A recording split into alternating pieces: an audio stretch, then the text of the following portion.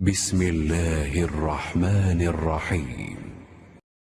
شروع اللہ کا نام لے کر جو بڑا مہربان نہایت رحم والا ہے۔ حضور اکرم صلی اللہ علیہ وآلہ وسلم کا ارشاد ہے، تمام اعمال کا دار و مدار نیت پر ہے، اور ہر عمل کا نتیجہ ہر انسان کو اس کی نیت کے مطابق ہی ملے گا۔ پس جس کی ہجرت دولت دنیا حاصل کرنے کے لیے ہو یا کسی عورت سے شادی کی غرض سے ہو، پس اس کی ہجرت انہی چیزوں کے لیے ہوگی جن کے حاصل کرنے کی نیت سے اس نے ہجرت کی۔ صحیح بخاری حدیث نمبر 1۔ حضور اکرم صلی اللہ علیہ وآلہ وسلم نے فرمایا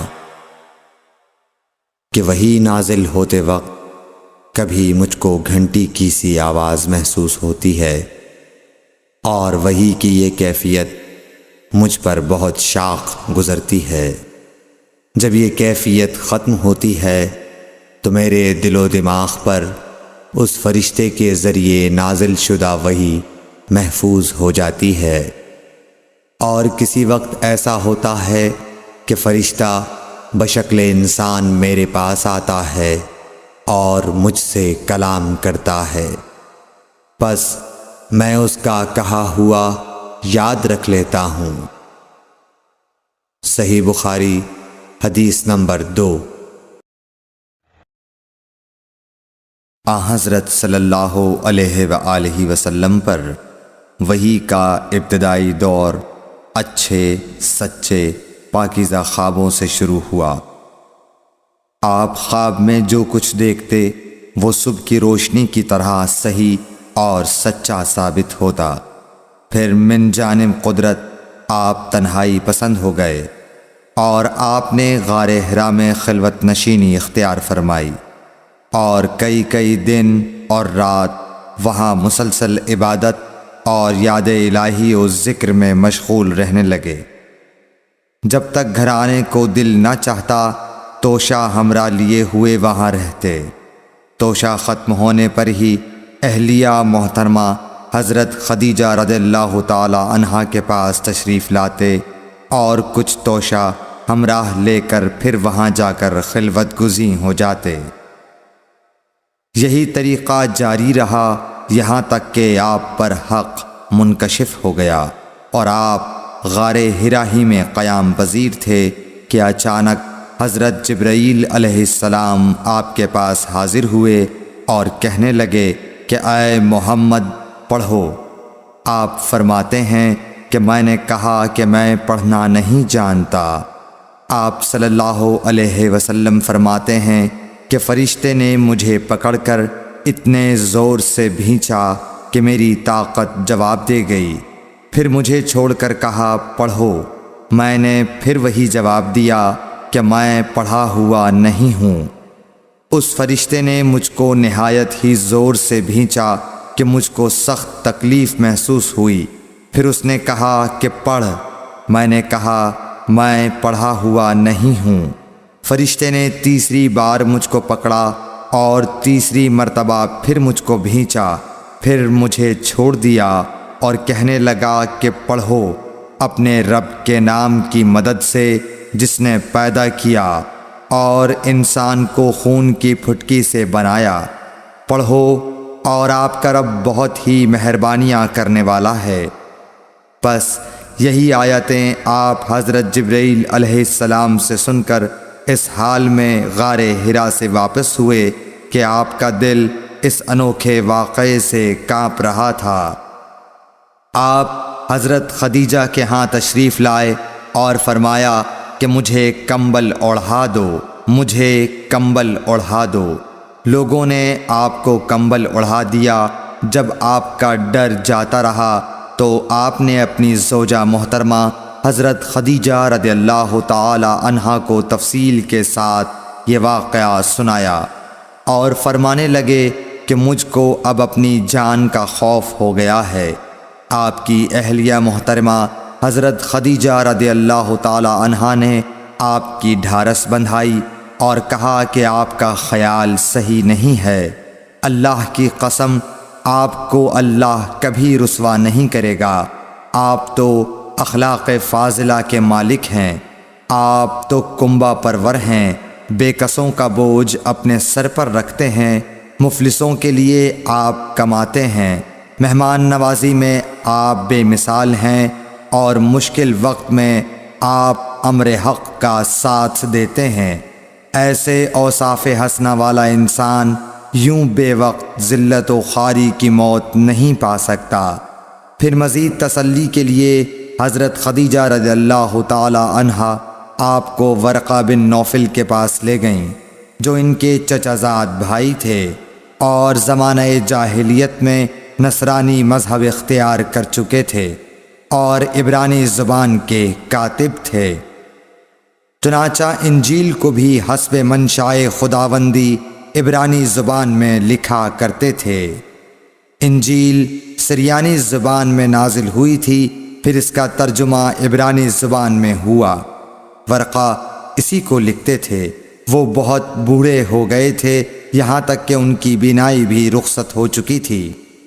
حضرت خدیجہ رضی اللہ تعالی عنہا نے ان کے سامنے آپ کے حالات بیان کیے اور کہا کہ اے چچا زاد بھائی، اپنے بھتیجے محمد صلی اللہ علیہ وسلم کی زبانی ذرا ان کی کیفیت سن لیجئے۔ وہ بولے کہ بھتیجے، آپ نے جو کچھ دیکھا ہے اس کی تفصیل سناؤ۔ چنانچہ آپ صلی اللہ علیہ وآلہ وسلم نے از اول تا آخر پورا واقعہ سنایا، جسے سن کر ورقہ بے اختیار ہو کر بول اٹھے کہ یہ تو وہی ناموس معزز رازدان فرشتہ ہے جسے اللہ نے حضرت موسیٰ علیہ السلام پر وحی دے کر بھیجا تھا۔ کاش میں آپ کے اس عہد نبوت کے شروع ہونے پر جوان عمر ہوتا، کاش میں اس وقت تک زندہ رہتا جب کہ آپ کی قوم آپ کو اس شہر سے نکال دے گی۔ رسول کریم صلی اللہ علیہ وآلہ وسلم نے یہ سن کر تعجب سے پوچھا کہ کیا وہ لوگ مجھ کو نکال دیں گے، حالانکہ میں تو ان میں صادق و امین و مقبول ہوں۔ ورقہ بولا، ہاں یہ سب کچھ سچ ہے، مگر جو شخص بھی آپ کی طرح امر حق لے کر آیا لوگ اس کے دشمن ہی ہو گئے ہیں۔ اگر مجھے آپ کی نبوت کا وہ زمانہ مل جائے تو میں آپ کی پوری مدد کروں گا۔ مگر ورقہ کچھ دنوں کے بعد انتقال کر گئے، پھر کچھ عرصے تک وحی کی آمد موقوف رہی۔ صحیح بخاری حدیث نمبر 3۔ حضور اکرم صلی اللہ علیہ وآلہ وسلم نے وحی کے رک جانے کے زمانے کے حالات بیان فرماتے ہوئے کہا کہ ایک روز میں چلا جا رہا تھا کہ اچانک میں نے آسمان کی طرف ایک آواز سنی اور میں نے اپنا سر آسمان کی طرف اٹھایا۔ کیا دیکھتا ہوں کہ وہی فرشتہ جو میرے پاس غار حرا میں آیا تھا وہ آسمان و زمین کے بیچ میں ایک کرسی پر بیٹھا ہوا ہے۔ میں اس سے ڈر گیا اور گھر آنے پر میں نے پھر کمبل اوڑھنے کی خواہش ظاہر کی۔ اس وقت اللہ پاک کی طرف سے یہ آیات نازل ہوئیں، اے لحاف اوڑھ کر لیٹنے والے، اٹھ کھڑا ہو اور لوگوں کو عذاب الہی سے ڈرا، اور اپنے رب کی بڑائی بیان کر، اور اپنے کپڑوں کو پاک صاف رکھ اور گندگی سے دور رہ۔ اس کے بعد وہی تیزی کے ساتھ پے در پے آنے لگی۔ صحیح بخاری حدیث نمبر 4۔ رسول اللہ صلی اللہ علیہ وآلہ وسلم نزول قرآن کے وقت بہت سختی محسوس فرمایا کرتے تھے، اور اس کی علامتوں میں سے ایک یہ تھی کہ یاد کرنے کے لیے آپ اپنے ہونٹوں کو ہلاتے تھے۔ ابن عباس رضی اللہ تعالیٰ عنہ نے کہا، میں اپنے ہونٹوں کو ہلاتا ہوں جس طرح آپ ہلاتے تھے۔ سعید کہتے ہیں، میں بھی اپنے ہونٹ ہلاتا ہوں جس طرح ابن عباس رضی اللہ تعالی عنہ کو میں نے ہلاتے دیکھا۔ پھر انہوں نے اپنے ہونٹ ہلائے۔ ابن عباس رضی اللہ تعالی عنہ نے کہا، پھر یہ آیت اتری کہ اے محمد، قرآن کو جلد جلد یاد کرنے کے لیے اپنی زبان نہ ہلاؤ، اس کا جمع کر دینا اور پڑھا دینا ہمارا ذمہ ہے۔ حضرت ابن عباس رضی اللہ تعالی عنہ کہتے ہیں، یعنی قرآن آپ صلی اللہ علیہ وآلہ وسلم کے دل میں جمع دینا اور پڑھا دینا ہمارے ذمہ ہے۔ پھر جب ہم پڑھ چکے تو اس پڑھے ہوئے کی اتباع کرو۔ ابن عباس رضی اللہ تعالی عنہ فرماتے ہیں، اس کا مطلب یہ ہے آپ اس کو خاموشی کے ساتھ سنتے رہو، اس کے بعد مطلب سمجھا دینا ہمارے ذمہ ہے۔